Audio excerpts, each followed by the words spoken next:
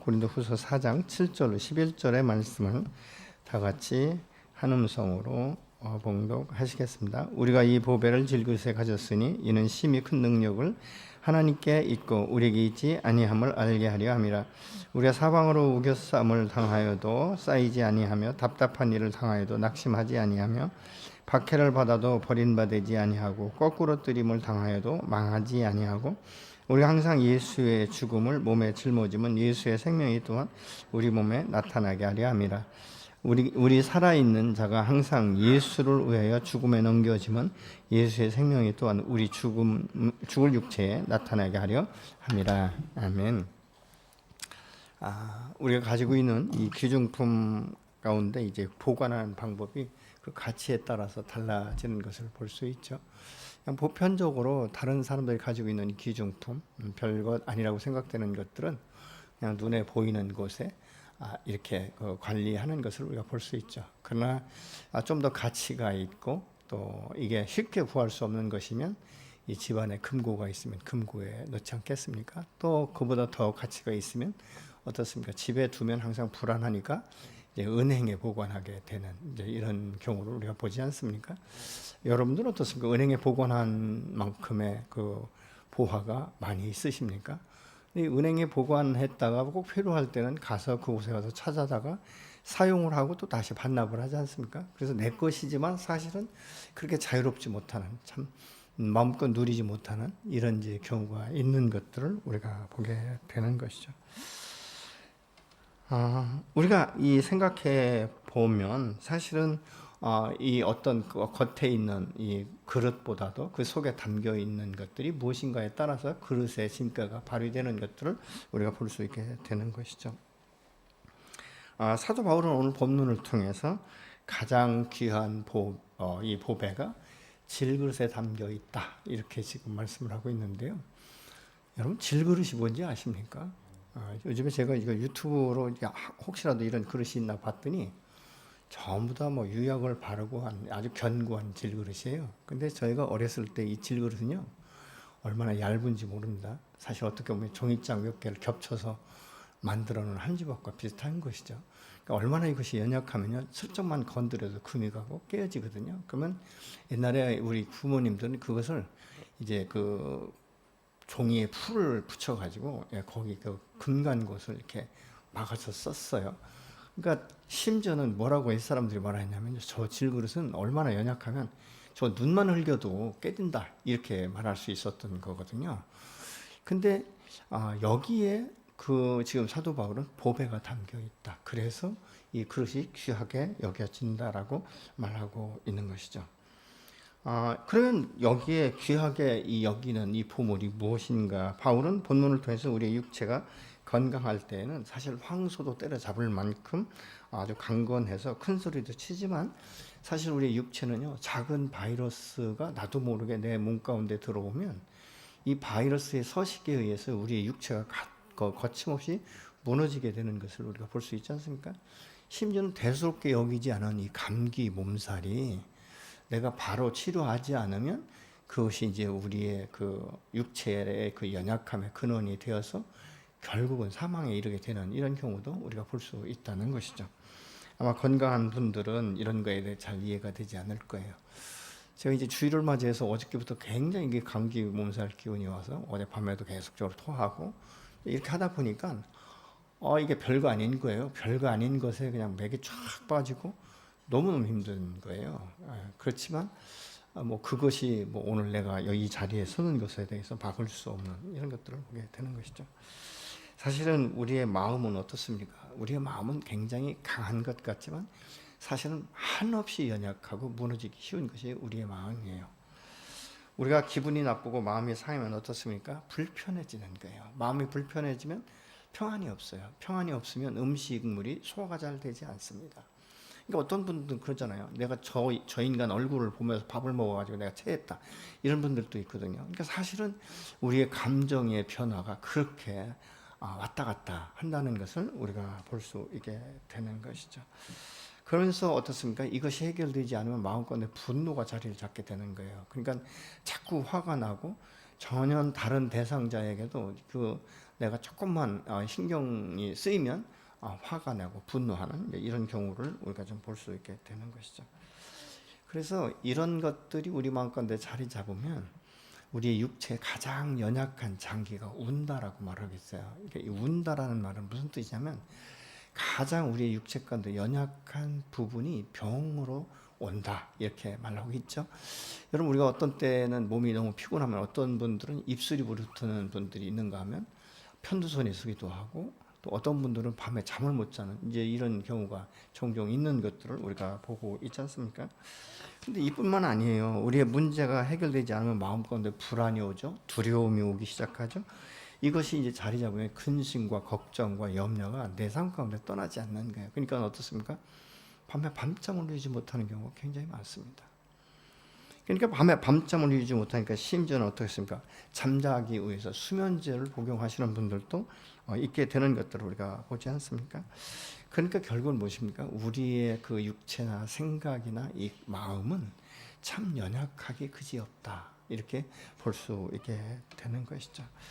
그래서 이 질그릇은 흙으로 만든 그릇 중에서 가장 연약한 부분이다. 이렇게 지금 말하고 있는 것이죠.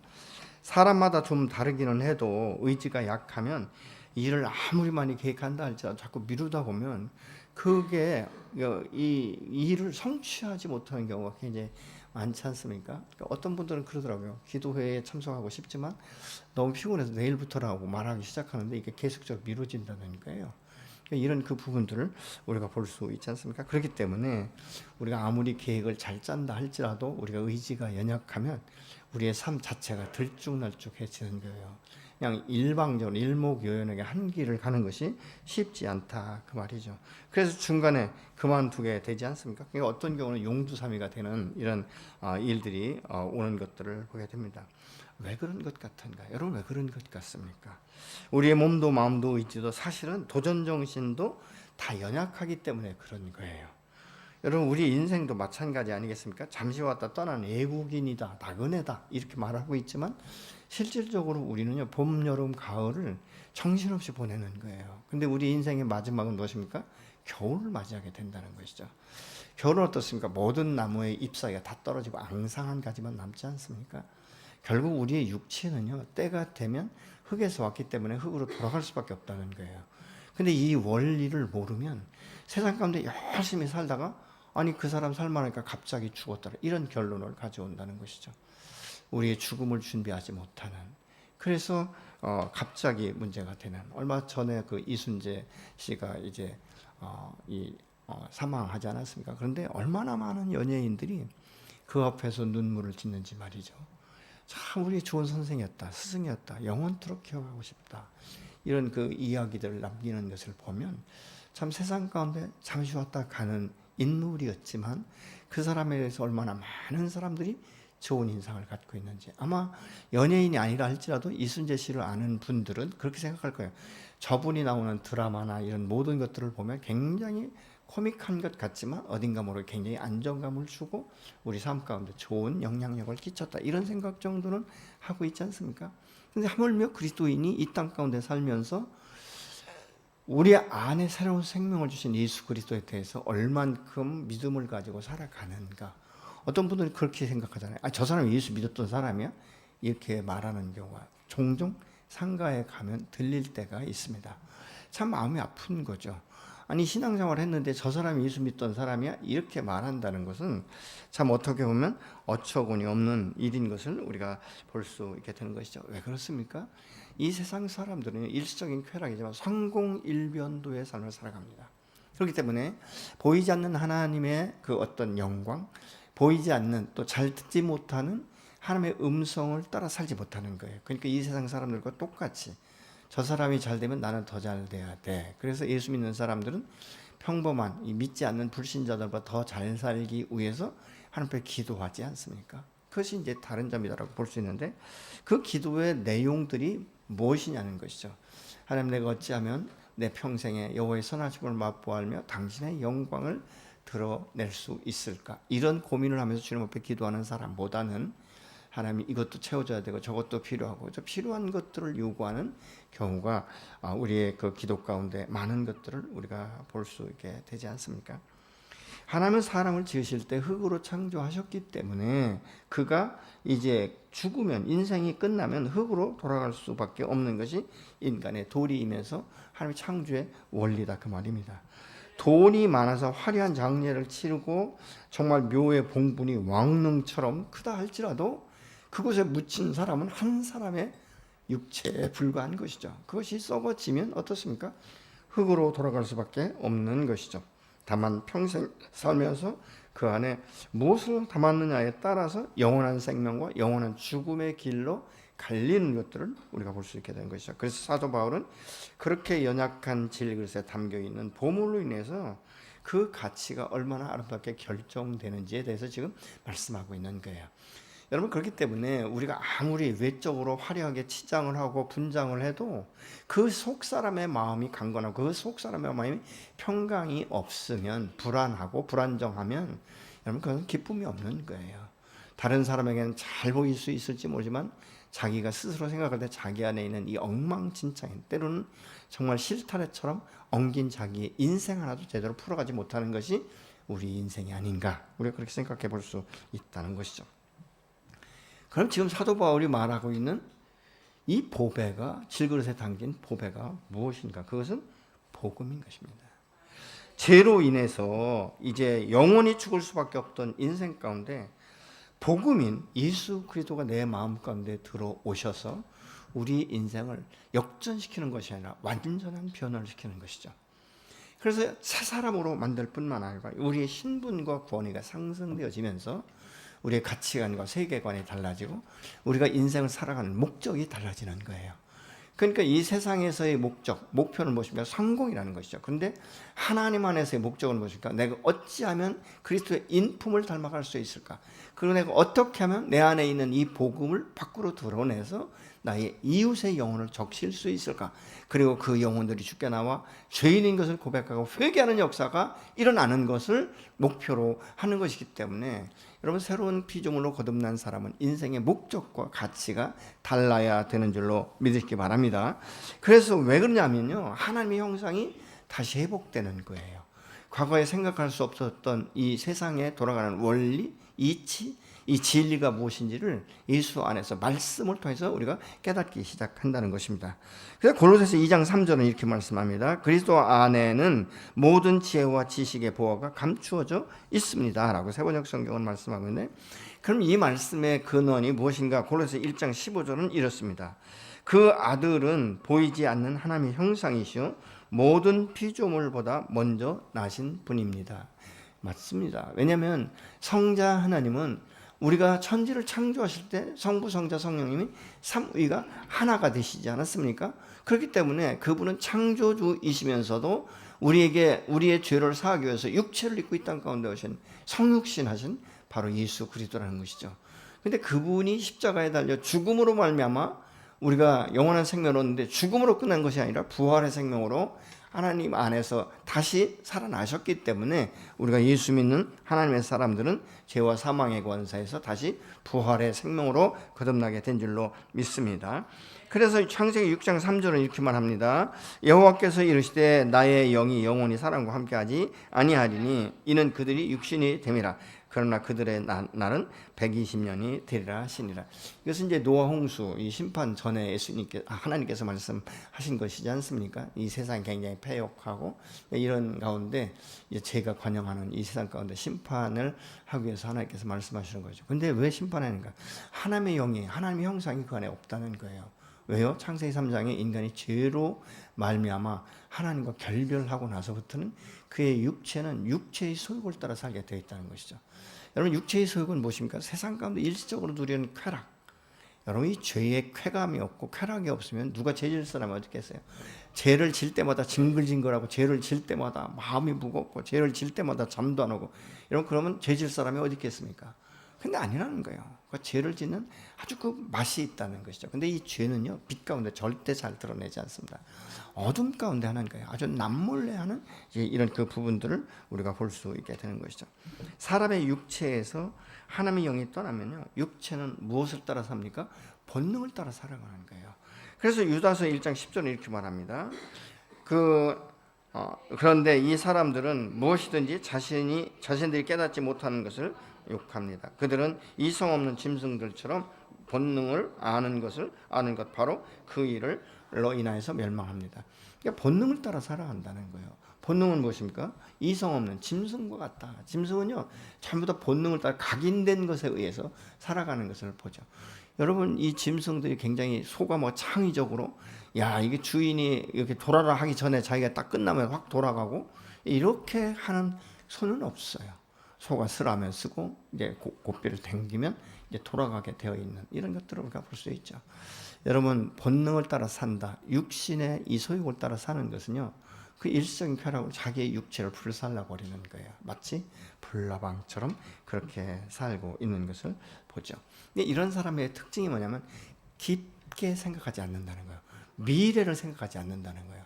그냥 현실의 만족을 누리기 때문에 좀 더 큰 쾌락을 요구하고 하는 이런 그 모습을 볼 수 있게 되는 것이죠. 그래서 안 되는 일도 자신이 하면 괜찮은 것으로 생각을 해요. 그러니까 죄를 지면서도 내가 하면 괜찮다, 남들이 하면 죄다, 이렇게 말하게 된다는 것이죠. 왜 그렇습니까? 거기에는 우리 육체가 나도 모르게 느껴지는 쾌락이 있기 때문에 그런 것이죠. 그래서 우리가 이 육체의 쾌락은요, 이 머리에서 이 도파민이라는 것들이 나오는데, 이것이 도파민은 사람의 마음을 굉장히 흥분하게 만들어요. 근데 이 도파민은 하나로 만족하지 않는다는 것이죠. 한 번으로 만족하지 않고 두 번, 세 번 계속적으로 반복적으로 하게 된다는 거예요. 그래서 이 중독에 걸리는 이유 중에 하나가 그거라는 것이죠. 처음에는 내가 게임 한 판 하고 이렇게 한 판 하면 그것이 기뻤는데 그 다음부터는 한 판 갖고는 안 된다는 것이죠. 그러니까 지속적으로 반복적으로 하다 보니까 중독에 이르게 된다라고 말하고 있는 것이죠. 사실요, 이런 말도 있어요. 여러분, 성경에 이런 말 들어보셨습니까? 잠언 9장 17절에 보면요, 몰래 먹는 떡이 더 맛있대요. 생각해 보셨어요? 저는 시골에서 옛날에 저희 집엔 감이 없었어요. 그래서 저희 아버님이 가을이 딱 되면 감을 짝으로 사다 놓으시거든요. 근데 그게 몰래 하나씩 가서 빼먹는 맛이요, 말로 표현할 수 없습니다. 근데 이게 감을 잘못 먹으면 입가에 묻거든요. 그리고 시침이 딱 뛰면 내 입에 뭐가 묻었냐 하면 할 말이 없어요. 근데 그 훔쳐먹는 것이 얼마나 재밌는지 몰라요. 그래서 하나 먹다가 두 개 먹고 이렇게 한 적이 있습니다. 몰래 하는 것. 사람들이요, 이 육체의 소욕을 위해서 몰래 하는 것을 굉장히 기쁘게 생각한다는 거예요. 이런 그 부분들을 우리가 볼 수 있죠. 대부분의 범죄들은 그렇기 때문에 남이 모르는 곳에서 은밀하게 이루어지는 것을 우리가 볼 수 있게 된 것이죠. 그런데 하나님의 영이 임하면 어둠이 떠나고 빛이 오는 거예요. 뭘 할 수가 없는 거예요. 그리고 내가 하나님의 얼굴 앞에 서 있다는 이것이요, 얼마나 하나님 앞에서 내가 두려운 존재가 되는지. 그래서 하나님을 의식하는 삶을 살아가는 사람은요, 세상 것과 연계하지 않아요. 죄와 연관짓지 않는다, 그 말입니다. 왜냐하면 하나님과의 소통이 그리스도 예수 안에서 이루어지기 때문에 새 사람답게 살아갈 수 있는 방법을 자꾸 터득하려고 하는 거예요. 좀 더 알고 싶고. 여러분, 그렇지 않습니까? 기도도요, 처음엔 어렵지만요, 하면 할수록 기도가 얼마나 재밌는지 몰라요. 그러니까 기도에 깊이 빠지면 하나님 안에서 그 평안이 무엇인지를 느끼게 되는 것이죠.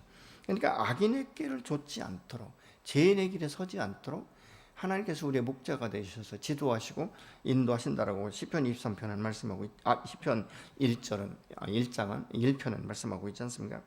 절제와 인내가 생기기 시작하는 거예요. 과거에는 어둠을 따라 자신만을 위해서 살던 삶을 정리하고 이제는 하나님의 영이 주도하는, 그러니까 우리는 힘이 없고 우리는 연약해요. 왜냐하면 우리의 육체는 흙으로 지어졌기 때문에. 그런데 하나님의 성령이 우리 안에 임하시면 권능을 받게 되는 거예요. 그러면 이것은 무엇입니까? 성령의 능력을 따라 산다는 것이죠. 그러니까 내가 의지가 약하면 하나님 앞에 기도하는 것이죠. 하나님, 내가 의지가 너무 연약합니다. 내게 의지를 가질 수 있도록 주님 내게 도움을 주십시오. 그러면 주님께서 의의 오른팔로 붙잡아 주셔서 평생토록 내 곁에 계셔서 나와 함께 동행하시고 승리케 되는 줄로 믿습니다. 그러면 이것들을 우리가 어떻게 나타내는가? 삶을 통해서 드러내는 거예요. 내 안에 생명의 복음이 있는 것은요, 드러낼 때에 굉장히 기뻐집니다. 그리고 그 영역 자꾸 넓어지는 것들을 볼 수 있게 되는 것이죠. 오늘 본문 8절의 말씀을 같이 보시겠습니다. 우리는 사면에서 고통에 짓눌리지만 움츠러들지도 쓰러지지도 않습니다. 너무도 어처구니 없는 일에 당황할 때도 있지만 절망하거나 자포자기하지 않습니다. 이 현대 성경은 이렇게 말씀하고 있는 거예요. 여러분, 우리 그리스도인의 이 삶이 때로는 어둠의 이 세상 가운데 진리를 추구하기 때문에 굉장히 공격을 많이 받습니다. 그러니까 질그릇 같은 우리의 육체, 우리의 삶은 우겨쌈을 당할 때 때로는 답답하거든요. 그냥 숨통이 막히는 것 같아요. 그런데 우리 그 질그릇 안에 있는 이 보배인 예수 그리스도의 영, 하나님의 영, 성령이 내 안에 계시면 이 성령은요, 그 어떤 것으로 우겨쌀 수가 없는 거예요.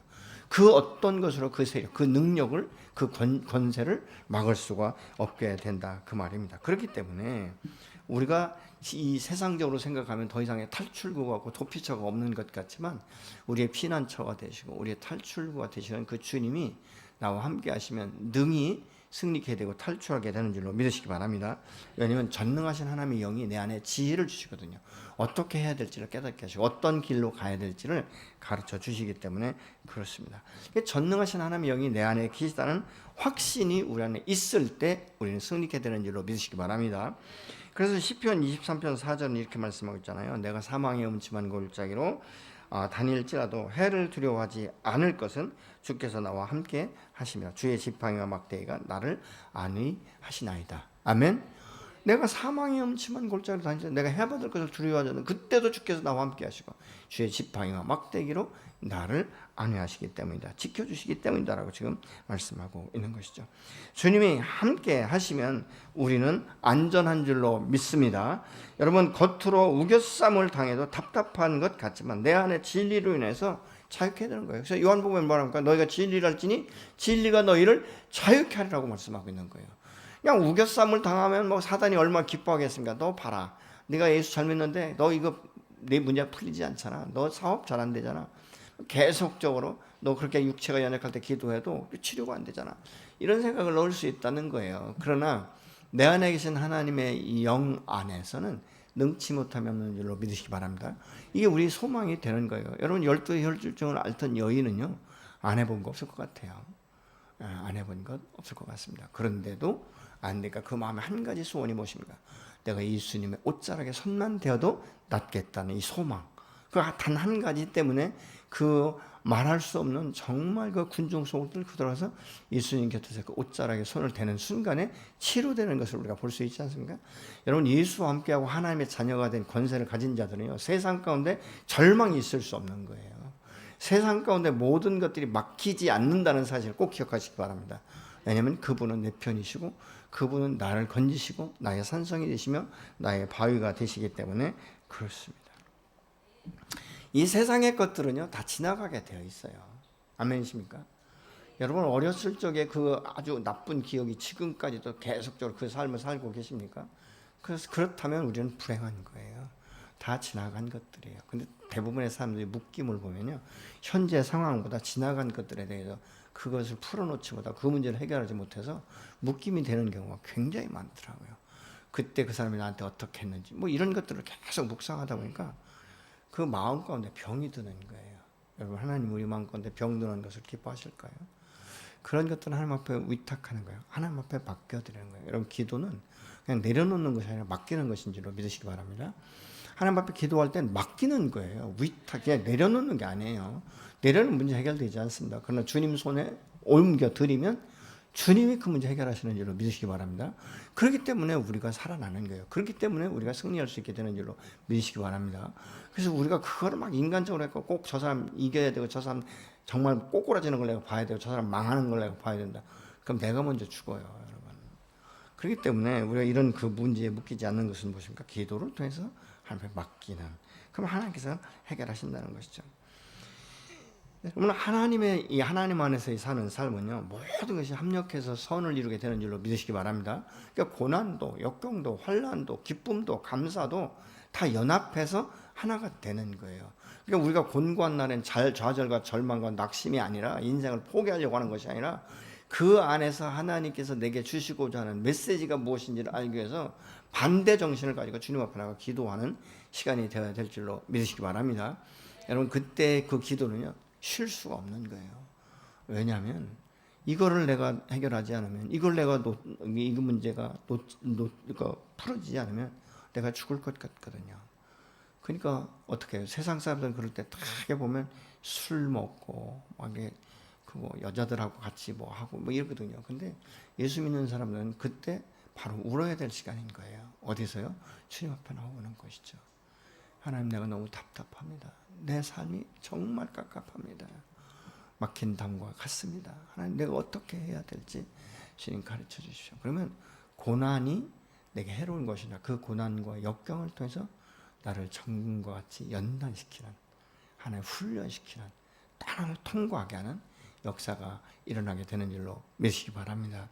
여러분 다니엘 같은 경우도요 그냥 예루살렘에서 살았으면 그런 진가가 발휘되지 않았을지도 몰라요. 근데 포로로 잡혀가니까 믿음의 결단을 하지 않습니까? 그 어린 나이에. 그러면서 그 결단을 했을 때 하나님께서 그의 기도를 들으시고 그의 믿음을 보신 것이죠. 그래서 그가 정말로 그 왕의 진미의 상에서 내려오는 이 진미를 먹지 않아도 야채를 먹어도 그것을 먹은 사람들보다 더 강건해 보였고 하나님께서 지혜를 주시니까 아무도 해결할 수 없는 그 꿈을 하나님께서 해결하게 하시는 이런 그 문제를 우리가 볼 수 있지 않습니까?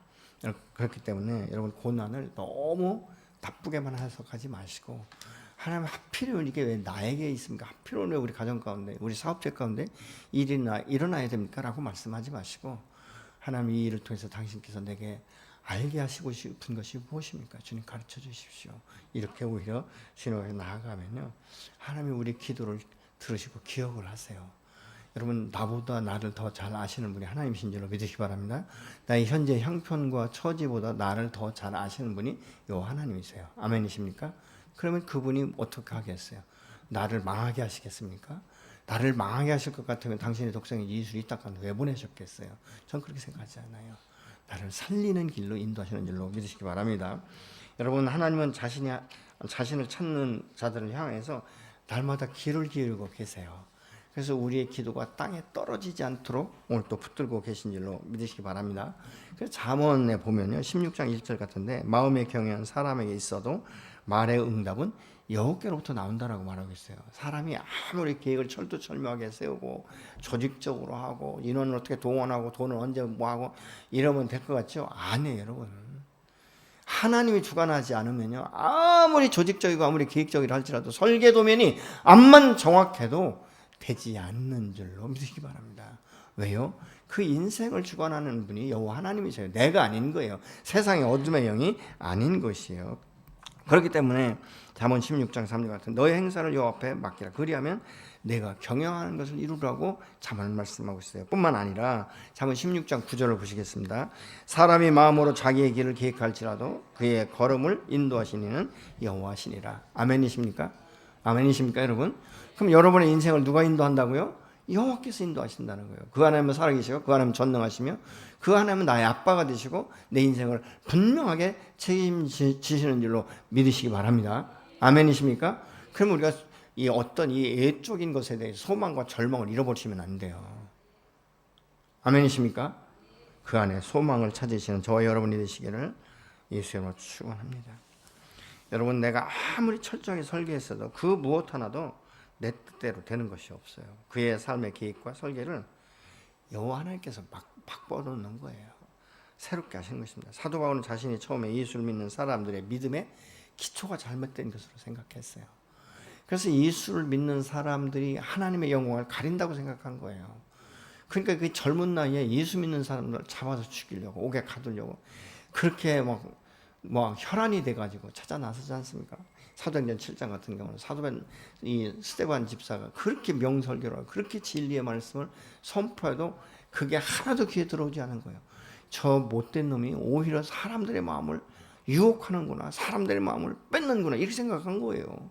그러니까 증인으로 서서 얼마나 자랑스럽게 스데반 집사를 돌로 치는 것을 기뻐했는지 모릅니다.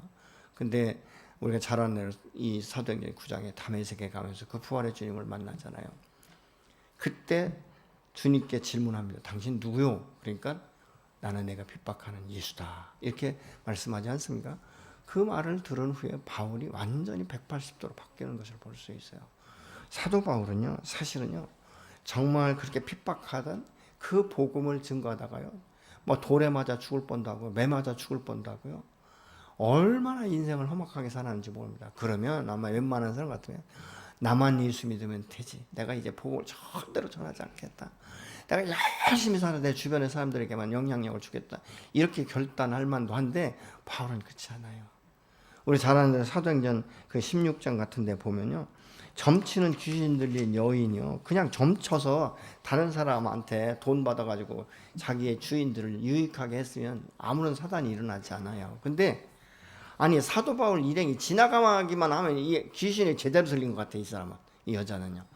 그러니까 그냥 사도 바울이 지나가기만 하면 꼭 얘기하는 거예요.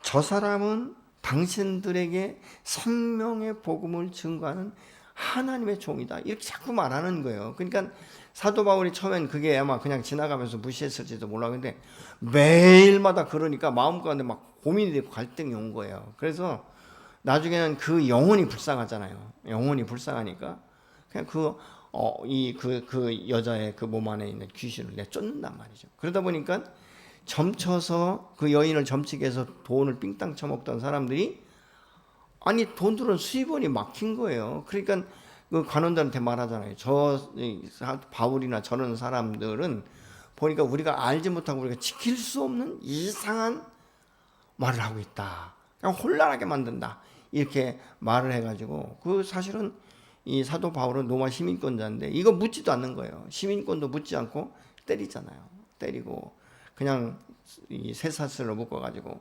딱 그 옥에 가두죠. 여러분, 그러면 사람이 생각해 보면, 아니 내가 내 영광을 위해서, 내가 돈 벌기 위해서, 나 잘 먹고 잘 살려고 해서 한 것도 아니고 그냥 나를 사랑하셔서 나를 위해 자기 몸을 버리신 예수를 증거한 것 뿐인데 내가 이런 핍박을 언제까지 받아야 되나, 이런 어떤 고민 가운데 빠질 수 있는데 바울과 실라가 그렇지 않았다는 거예요. 한밤중에 갑자기 찬양이 나오기 시작하고 주님 앞에 경배를 하기 시작하는 거예요. 그러면서 기도하지 않습니까? 근데 기도하는 쪽에 뭐가 일어나죠? 기적이 일어나는 거예요. 막 땅이 진동하고 지진이 일어나고 그 쇠사슬로 묶어놨던 발과 손목의 이 모든 것들이 다 벗겨지는 거예요. 여기서 놀랄 일인 것이죠. 그러니까 이 간수가 이 말을 듣고 나와가지고 큰일 났다, 이 제수들이 다 도망가게 생겼구나. 그러면 결국은 나는 이것의 관리를 잘못했기 때문에 나는 처형당하게 되는데 내가 참 사람 앞에 처형당하는 것보다는 내가 스스로 자결한 것이 낫겠다 해서 스스로 죽으려고 하잖아요. 그때 바울이 말하는 것이죠. 죽지 마라. 그러면서 그 가족 구원의 역사가 그 사도행전 16장 31절에 주 예수를 믿으라, 그리하면 너와 네 집이 구원을 얻으리라, 이렇게 지금 말씀하고 있지 않습니까? 여러분, 그렇기 때문에 그 오늘 본문 9절에 보니까 복음을 전하다가 박해를 받아도 버림받지 않고 거꾸로 뜨림을 당하여도 망하지 않는다라고 말하고 있는 거예요. 여러분, 복음을 전하다 박해 받아보셨어요? 우리는 그렇게까지는 안 해요. 만약 그렇다면 아마 많은 분들이 전도를 하지 않으려고 할 거예요. 그러니까 사람이 낙심하고 넘어져도요, 다시 오뚜기처럼 일어나는 힘이 있으면요, 결코 넘어뜨릴 수가 없는 거예요. 근데 이것은 인간의 힘으로 능으로가 아니에요. 여호와 신으로 말미암아 이것이 이루어지는 줄로 믿으시기 바랍니다. 내 안에 계신 성령은 오늘도 살아계십니다. 내 안에 계신 성령은 오늘도 나를 지도하시고 인도하시고 내 평생 여호와의 선하심을 맛보아 알 수 있도록 함께 동행하시는 분이신 줄로 믿으시기 바랍니다. 그러니까 우리가 소망을요, 세상 가운데 두면 날마다 넘어지고 날마다 자빠지는 거예요. 날마다 낙심하고 날마다 좌절할 수밖에 없는 거예요. 여러분, 이 세상 가운데 잘 나가는 뭐 출세 일변도로 다 사는 사람 없어요. 때로는 막힐 때가 있는 거예요. 고난이 있는 거예요. 역풍을 맞을 때도 있는 거예요. 근데 그때 우리의 소망을 어디에 두느냐, 내 시선을 어디에 두느냐는 내 인생을 좌우하게 되는 줄로 믿으시기 바랍니다. 여러분, 세상의 어둠의 영은요, 예수를 십자가 못 박으면 끝나는 줄 알았어요. 승리하는 줄 알았어요. 박수치며 승리했다고 생각했을 거예요. 근데 십자가에 죽고 장사되는데 그 무덤을 지켰지만 그걸 끝나지 않잖아요. 부활하시지 않습니까?